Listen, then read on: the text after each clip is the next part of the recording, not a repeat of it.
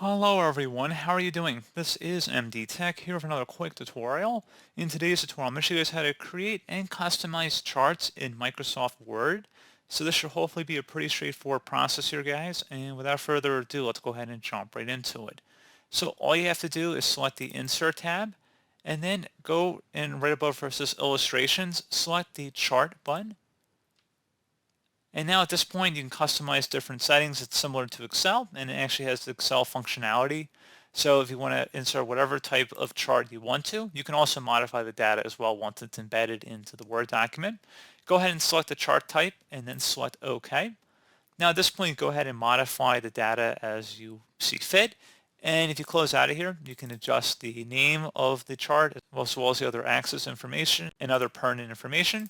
And if you ever need to come back in here and modify the data, you can go ahead and just select the Edit Data button up in the top right.